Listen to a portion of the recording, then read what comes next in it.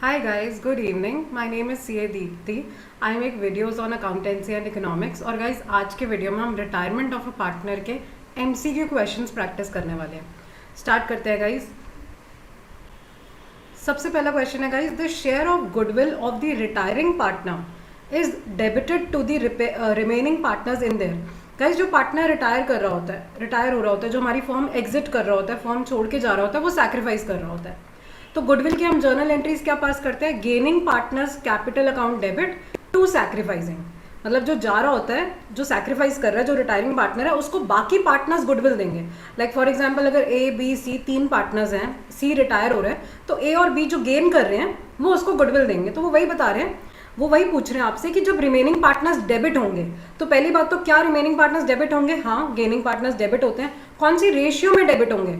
Guys gaining ratio में.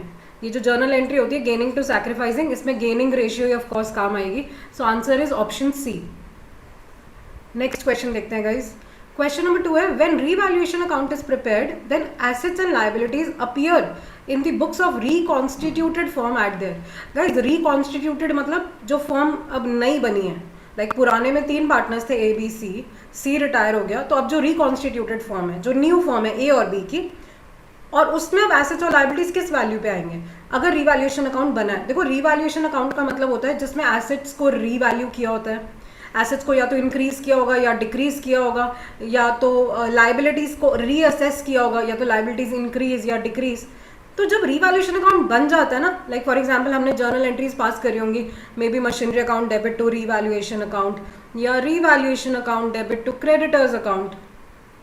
जब ये जर्नल एंट्रीज पास हो चुकी होती है, उसके बाद जो नई बैलेंस शीट बनेगी उसमें गाइस चेंज्ड वैल्यूज आएंगी, मतलब रीवैल्यूड फिगर्स आती है उसमें. द करेक्ट आंसर इज ए, क्योंकि अब मशीनरी डेबिट हो गया, आपने इंक्रीज कर दिया, तो न्यू बैलेंस शीट में न्यू वैल्यू आएगी मशीनरी की, increased. A. Next question guys. Question number 3 कह रहे हैं, at the time of retirement profit on revaluation will be credited to the capital accounts of. Guys revaluation account की जो balancing figure आती है, profit आए या लॉस आए, वो कौन से पार्टनर्स में बन जाती है? रिटायरमेंट के समय पूछ रहे हैं. मतलब पहले 3 पार्टनर्स थे, अब सी रिटायर हो रहा है, ए और बी बच जाएंगे. तो इस केस में जितने भी पार्टनर्स हैं बिफोर रिटायरमेंट, मतलब ए बी सी तीनों पार्टनर्स में guys old profit sharing ratio में डिस्ट्रीब्यूट होता है profit on revaluation. Correct answer is all partners in their old PSR. Next question guys. Goodwill appearing in the books at the time of retirement is written off in. कह रहे हैं अगर हमारी balance sheet में already goodwill exist कर रही है, तो वो किस रेशियो में रिटर्न ऑफ होगी? Guys it will be written off in the old ratio. हम ओल्ड पार्टनर्स में, ओल्ड मतलब 3 पार्टनर्स हैं फर्म में, रिटायरमेंट से पहले जो भी पार्टनर्स हैं सबको मिल जाएगी goodwill in the old ratio. और जर्नल एंट्री क्या होगी गाइज? एसेट है, राइट ऑफ करना है, क्रेडिट करेंगे और पार्टनर्स को डेबिट करेंगे. Partners capital account debit to goodwill account.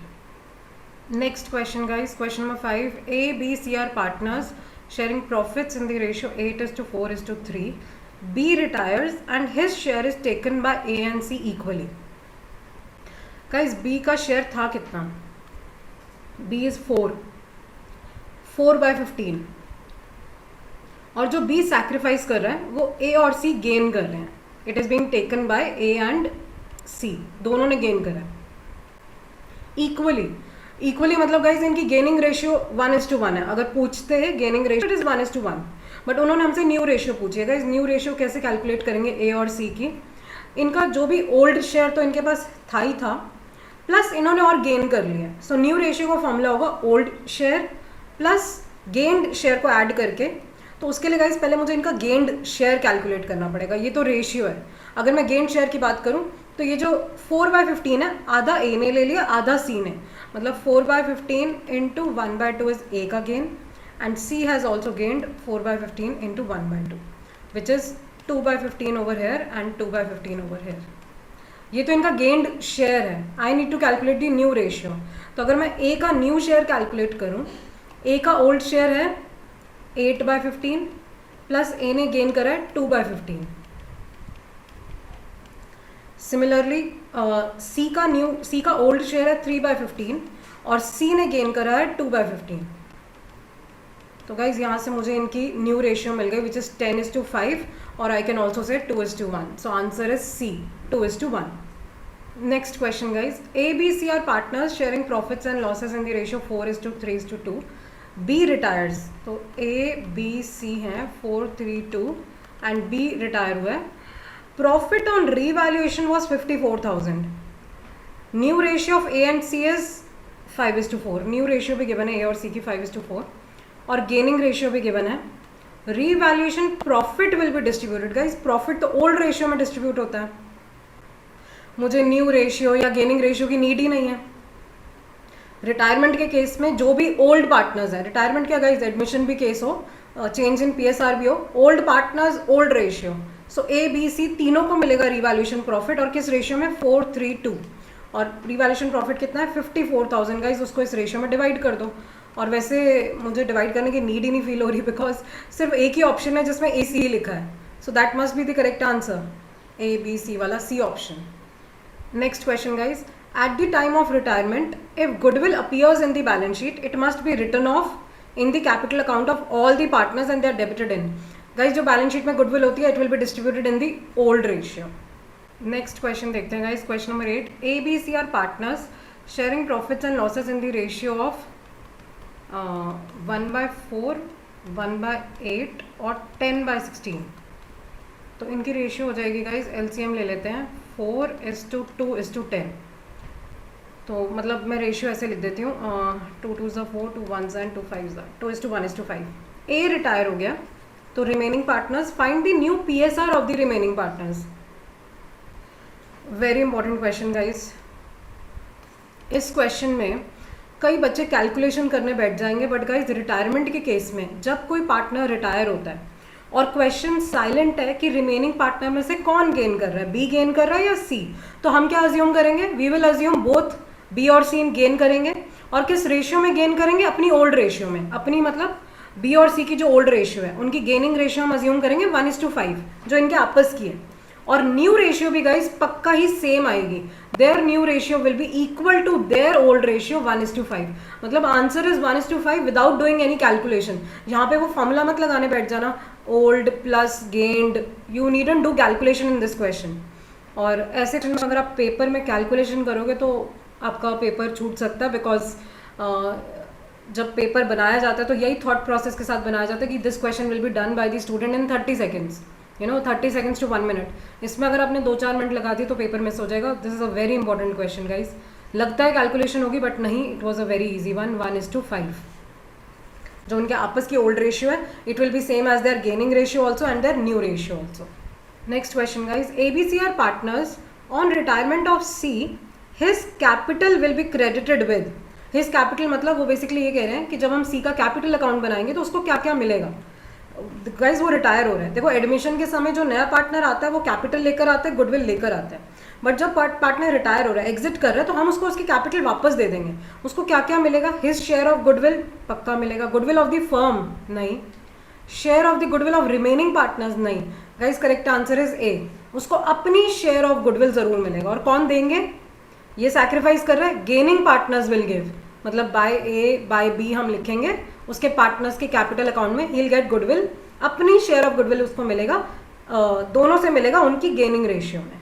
Next question guys, eight the time of retirement amount remaining in the investment fluctuation reserve after meeting the fall in the value of investment. Guys reserve है, सारे old partners में बटेगा इन their old ratio. So option में देख लेते हैं, ये है D option guys. It will be credited to all the partners in their old ratio. Next question guys, A, B, C are partners जिनकी ratio given है 2:1. A retired. On that date, furniture and stock stood at 1,60,000. On A's retirement, following adjustments are to be made. Furniture is to be reduced, stock is undervalued. What amount will be credited or debited to A on account of profit or loss on revaluation? तो guys सबसे पहली चीज़ है मुझे calculate करना है कि profit और loss हुआ है, प्रॉफिट हुआ है या लॉस हुआ है. For that I will have to make revaluation account. Now सबसे पहली चीज़ तो वो कह रहे हैं furniture is to be reduced by 20%. Guys it's a loss, asset कम हो रहा है, डेबिट साइड पे आएगा. टू फर्नीचर 20% से, सो 1 लाख का 20%, 20,000 loss. Stock is under valued bye 2000, मतलब स्टॉक भी जो एक्चुअली में जो स्टॉक लिखा हुआ है हमसे अंडर वैल्यू हो गया, मतलब हमने कम लिखा हुआ है, इसको बढ़ाना है, it's a gain, by stock 2000. So guys net I can see कि नेट लॉस आ रहा है 18,000 का, सारे पार्टनर्स को मिलेगा उनकी ओल्ड रेशियो में, but let us only talk about A, क्योंकि उन्होंने हमसे ए के बारे में पूछा है. तो ए का कितना शेयर आएगा, 2/5, 2:1 में 2/5 इंटू 18,000. गाइज ये आ रहा है 7200, और ए की कैपिटल डेबिट होगी या क्रेडिट, लॉस है गाइज तो उसे बियर करना पड़ेगा, लॉस है उसकी कैपिटल कम करनी पड़ेगी. Answer is D, debited by 7200. Next question guys, match the statement given under A with the correct option given under B. A B C are partners, C के रिटायरमेंट पे workman compensation reserve है 40,000 और claim है 13,000. Guys कह रहे हैं हमारी balance sheet में रिजर्व तो है 40,000, लेकिन इसके अगेंस्ट क्लेम है, तो गाइज पहले क्लेम माइनस कर दो इसमें से कि इतना तो हमें वर्कर्स को देना ही देना है. जो रिमेनिंग अमाउंट है which is 27,000, it will be credited to all the old partners in their old ratio. वो पूछ रहे हैं कि बताओ सी को कितना मिलेगा.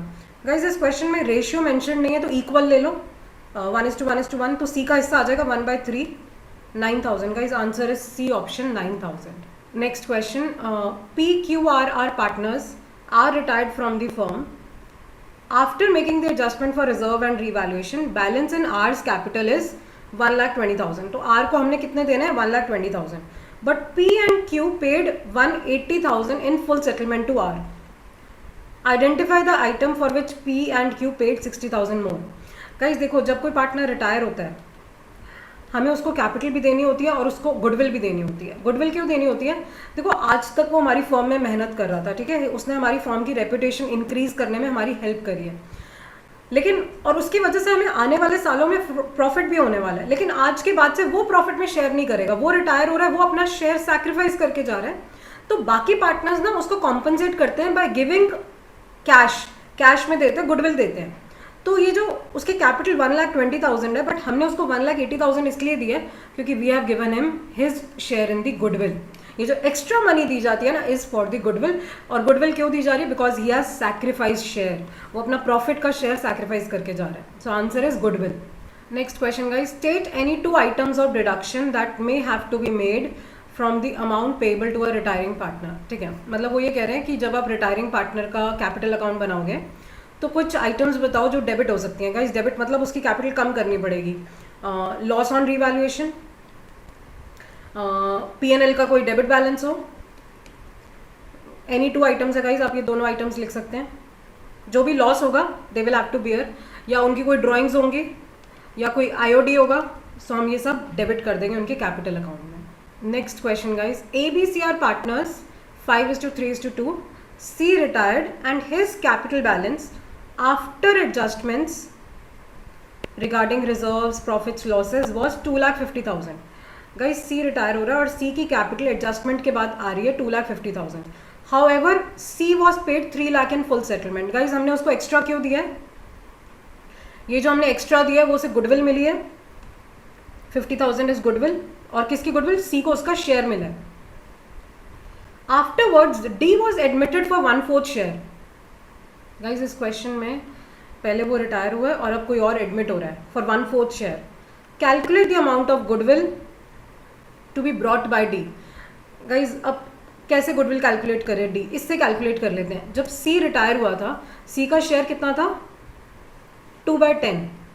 2/10 के लिए उसको 50,000 गुडविल मिली थी, मतलब 1/5 के लिए उसे 50,000 गुडविल मिली थी. तो मुझे इससे तो मैं इसे कैलकुलेट कर सकती हूँ, पूरी फर्म की गुडविल मिल जाएगी हमें. फर्म की गुडविल विल बी 2,50,000. तो डी को 1/4 शेयर लेकर आना है गाइज. डी कितनी गुडविल लाएगा, 1/4 ऑफ 2,50,000. गाइज आंसर है 62,500. 2,50,000 मत टिक कर देना, 2,50,000 तो फर्म की गुडविल है, डी तो अपना ही शेयर लेकर आएगा ना, which will be 62,500. Next question guys, XYZ are partners sharing profits in the ratio 3:2:1. On 28th February, Y retired, and on Y's retirement there was a balance of 12,000 which was no more required. Guys reserve है, WCR है, सारे partners को मिल जाएगा उनकी old PSR में. So option will be, it will be, और अब debit होगा या क्रेडिट होगा, आई नीड टू जज दैट. गाइज रिजर्व है, प्रॉफिट है, अच्छी चीज़ है, उनकी कैपिटल बढ़ जाएगी. It will be credited to the capital accounts of all the partners in their profit sharing ratio. Guys, answer is B, second option. Next question guys, what journal entry will be recorded for writing of goodwill which is already existing in the balance sheet? तो guys balance sheet में जो goodwill होती है asset है, credit करूंगी right of करने के लिए, और डेबिट किसको करूंगी? सारे पार्टनर्स को जो रिटायरमेंट से पहले, all the partners including the retirement partner in the old ratio. तो ये जर्नल एंट्री ढूंढ लेते हैं हम. आई can C second option, all the partners capital account including the retiring are debited in the old ratio to goodwill account. Next question guys, ABC are partners sharing profits and losses in the ratio 4:3:1. B retires and gives her share of profit to A for rupees 3600 and to C for rupees 3000. Gaining ratio of A and C will be okay. Guys इस question में कह रहे हैं कि जब B retire हुआ ना तो उसका जितना भी शेयर ऑफ प्रॉफिट था A को दे दिया उसमें से 3600 और C को दे दिया 3000. मतलब गाइज B का टोटल शेयर जो आता होगा प्रॉफिट में वो 6600 आता होगा. अब कह रहे गेनिंग रेशियो A और C की कितनी है guys? Gaining ratio will be 36:30. So this will be 6:5. 6:5 जितनी जिस रेशियो में उनको प्रॉफिट मिला that will be their gaining ratio. Answer is C. Next question, ABC are partners sharing profits in the ratio 2:2:1. 3 partners हैं, 2:1. Their capital accounts stood at 50,000, 50 and 25. B retired from the firm and the balance in the general reserve was 15,000. Okay. कह रहे balance sheet में कुछ general reserve पड़ा हुआ है guys, ये right off करना होता है, सारे पार्टनर्स को मिलता है ओल्ड रेशियो में. गुडविल ऑफ द फर्म भी 30,000 वैल्यू करी है. तो गाइज इसकी जर्नल एंट्री क्या पास होती है? Gaining partners capital account debit to sacrificing. Profit on revaluation, guys profit भी है वो भी मिलेगा इनको, और प्रॉफिट किस रेशियो में मिलेगा? ओल्ड रेशियो में. Revaluation account, what amount will be transfer to B's loan account. Okay guys जब कोई पार्टनर रिटायर होता है ना तो हम इमीडिएटली कैश में पेमेंट नहीं करते हैं. मतलब रियल लाइफ में तो वी कैन मेक पेमेंट, लेकिन अकाउंट्स में हम जो उसकी बैलेंसिंग फिगर आती है उसको हम लोन में ट्रांसफर कर देते हैं. तो वो वही पूछ रहे हैं कि बताओ बी का कितना शेयर बनता है. गाइज देखो बी को क्या क्या मिलेगा. सबसे पहली चीज़ तो बी को उसकी ओरिजिनल कैपिटल वापस मिलेगी विच इज़ 50,000. बी को उसकी ओपनिंग कैपिटल मिलेगी 50,000. और क्या क्या मिलेगा उसको? जनरल रिजर्व में शेयर मिलेगा. उसका कितना शेयर है? 2/5. तो 15,000 इंटू 2/5 उसको जनरल रिजर्व में शेयर मिलेगा 6,000. गाइज उसको गुडविल में भी शेयर मिलेगा, उसको अपनी गुडविल मिलेगी, he is the sacrificing partner, उसको अपना शेयर मिलेगा. मतलब 30,000 इंटू 2/5 12,000 गुडविल भी मिलेगी, और उसको प्रॉफिट ऑन रीवैल्यूएशन भी मिलेगा और अपना ही शेयर मिलेगा 7050 इंटू 2/5. ये आ रहा है गाइज 2820. अब इसको टोटल कर लेते हैं. गाइज टोटल शेयर आ रहा है 70820. सो this will be the amount जो हम उसके लोन में ट्रांसफर करेंगे 70,820. गाइज इस क्वेश्चन में हमने उसको उसका जनरल रिजर्व का शेयर दिया, उसका शेयर ऑफ गुडविल दिया और उसको उसके शेयर ऑफ प्रॉफिट दे दिया उसकी कैपिटल ओरिजिनल कैपिटल में ऐड करके. This will be the amount which will be transfer to his loan account. Last question guys, XYZ are partners sharing profits in the ratio 5:3:2. Y retires and X takes 1/10 from Y and Z takes 1/5 from Y. So guys Y का share है इस form में 3/10. X ने भी gain करा है और Z ने भी गेन करा है. X ने कितना गेन करा है? 1/10 और Z ने कितना गेन करा है? 1/5. कह रहे न्यू PSR विल बी. तो गाइज न्यू PSR पहली बात तो दो पार्टनर्स की आएगी X और Z, और कैसे कैलकुलेट होगी? उनके ओल्ड शेयर में उनका गेन्ड शेयर ऐड कर देंगे. तो अगर मैं X का केस देखूं तो 5/10 प्लस जितना उसने गेन करा 1/10 तो हो जाएगा 6/10. और अगर मैं Z की बात करूं तो उसका ओल्ड शेयर है 2/10 और उसने गेन करा 1/5 तो ये हो जाएगा 4/10. तो गाइज X और Z की रेशियो है 6:4 जिसको मैं 3:2 भी बोल सकती हूँ. Answer is C option. Guys I hope आपको ये सारे क्वेश्चन समझ आ गए. अगर कोई डाउट है तो you can always write in the comment box, I will definitely reply to you. Guys ऐसी MCQs की वीडियो मैं ऑलरेडी पहले भी बना चुकी हूँ. NPO, fundamentals, goodwill, change in PSR, admission, और इसके बाद upcoming videos will be on death of the partner and dissolution of the partner and then the remaining chapters also. अगर आपको कोई भी डाउट है इन क्वेश्चंस में you can always write in the comment box, I will definitely reply to you. Don't forget to hit the like button guys, share it with your friends and also अगर आपने subscribe नहीं करा तो please subscribe my channel. I will see you next time guys. Thank you so much. Bye bye.